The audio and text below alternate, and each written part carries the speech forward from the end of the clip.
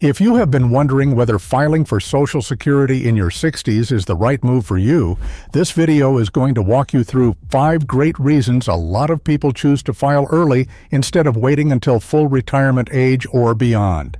By the end of this video, you will have a much clearer picture of whether an early filing decision fits your own health, your own finances, and your own life.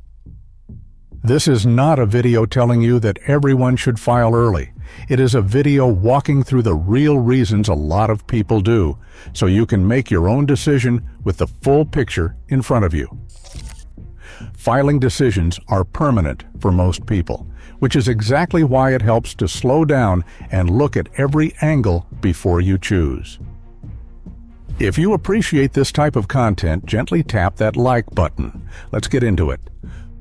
Alright, first up is bridging an income gap. A lot of people leave their job in their early 60s, whether that is by choice, a layoff, or a health issue, and they suddenly have a gap between the day their paycheck stops and the day a pension, savings withdrawals, or a spouse's income can realistically cover their bills. Filing for Social Security early can fill that gap, so you are not draining your savings account just to cover rent, groceries, health insurance, and other basic costs. This gap can be especially tight for someone who retires before 65, since that is the age most people become eligible for Medicare, which means health insurance premiums in those years can be a real financial strain on their own. Some people try to bridge that gap by downsizing their home or cutting expenses, but that is not always realistic on short notice.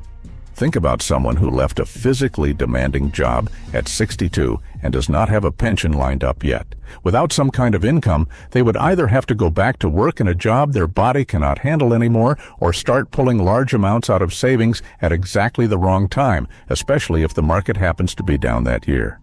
A smaller but steady Social Security check can cover that gap without forcing either of those choices. That steady monthly payment, even reduced from what you would get by waiting, can be the difference between staying financially stable and having to sell off investments during a downturn just to pay the bills. Now, the second reason is your health and your honest sense of your own life expectancy.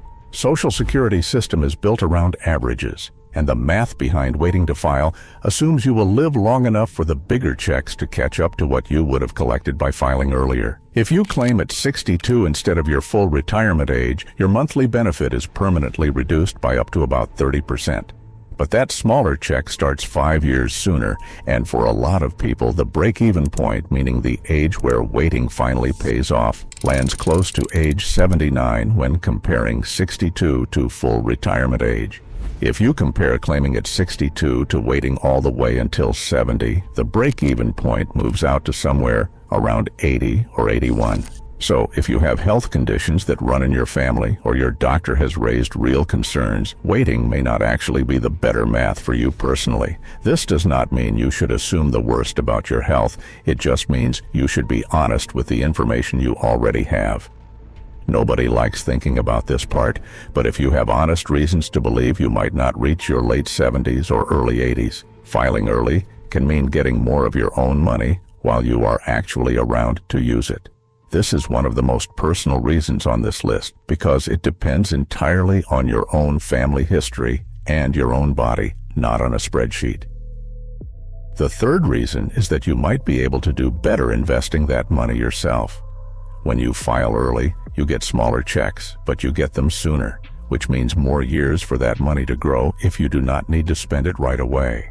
Waiting past full retirement age boosts your benefit through what is called a delayed retirement credit, which adds about 8% per year up until age 70.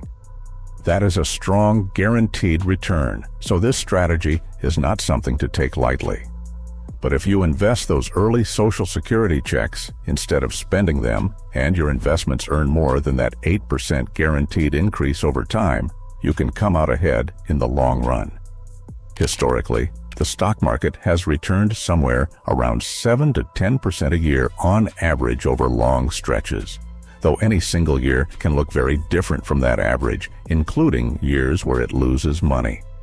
It is also worth remembering that investment returns are never guaranteed the way that delayed retirement credit is, which is exactly the trade-off you are weighing. This approach only makes sense if you are already comfortable investing and you do not need that money for living expenses right away. For people in that position, it is worth sitting down and running the actual numbers instead of guessing, because the right answer really does depend on your own comfort with risk. The fourth reason is protecting your investment portfolio from something called sequence of returns risk. This is a fancy way of describing what happens when you are forced to pull money out of your investments during a market downturn, right when your account balance is already low. If a big chunk of your retirement income is coming from your investment portfolio and the market drops right as you retire, pulling out the same dollar amount can do serious long-term damage to how long your money lasts, even if the market eventually recovers. Bringing in Social Security income earlier means you do not have to lean as hard on your portfolio during those rough years. You can let your investments sit and recover instead of selling at the bottom just to cover your bills.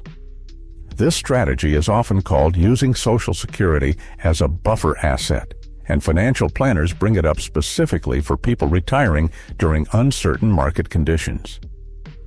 Think of it as giving your portfolio some breathing room during the years when the market is not cooperating. For people who are especially worried about market swings, having a guaranteed income stream from Social Security starting sooner can lower the overall stress of managing a portfolio in retirement, and that peace of mind is worth something on its own. The fifth reason is being able to actually enjoy the money while you are healthy and active. Your 60s are often the years when you have the most energy and the most freedom to travel, spend time with grandkids, or take on hobbies you never had time for during your working years. Waiting until 70 for a bigger check does not help much if your health or energy has changed by the time that bigger check finally arrives. Filing earlier means smaller checks, but it also means you get to use that money during years when you are more likely to be active and able to enjoy it. Money has a different value depending on when you get to spend it, and for a lot of people, $1 in their active 60s is worth more to their quality of life than a slightly bigger dollar waiting for them at 70. There is no do-over on your 60s, and that is worth factoring into a decision that often gets reduced to numbers on a spreadsheet. This reason is not about the math at all. It is about deciding what you actually want your retirement years to look like, and being honest with yourself about how much of that depends on having income now instead of later. Those are 5 solid reasons to think about filing for Social Security in your 60s instead of automatically waiting until your full retirement age or beyond. Every person's situation is different, so it is worth looking at your own health, your own finances, and your own goals before you decide. Before you go, if this video helped you think through your own decision, do me a favor and subscribe to the channel. I put out videos like this regularly, and subscribing means you will not miss the next one.